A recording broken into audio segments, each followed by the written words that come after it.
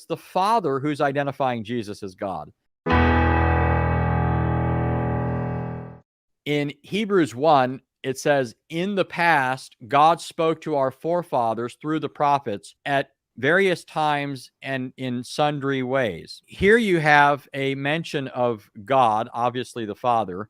It says he spoke to people in times past through the fathers.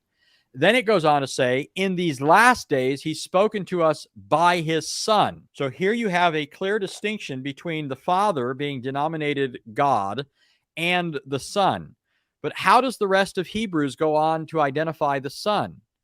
Well, it clearly goes on to identify him as truly and properly God, every bit as much as the Father, who's explicitly called God, right?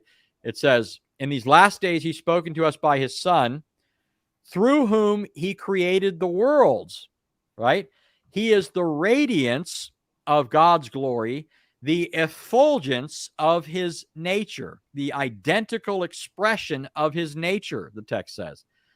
And then it goes on to say that the Father commands the angels to worship him. It says that the Father called him God. It quotes Psalm 45.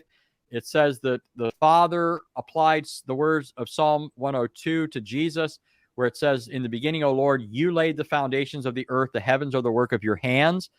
So Hebrews 1 is a great text because it distinguishes between the Father and the Son and simultaneously identifies the Son as God. And moreover, it's the Father who's identifying Jesus as God. This one's actually very powerful, I think, when dealing with Muslims, because Muslims will say, Jesus never said, I am God, or show me where Jesus said, I am God, and I'll believe it.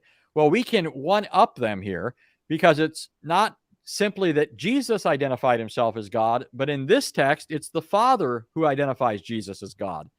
And so if they're pretending that they would accept the testimony of Jesus, if he said it, then all the more must they accept the testimony of the Father, whom they freely grant is God, right? So Hebrews 1 is a great text to go to prove the deity of Christ. And therefore also the Trinity, since Christ is distinguished from the Father.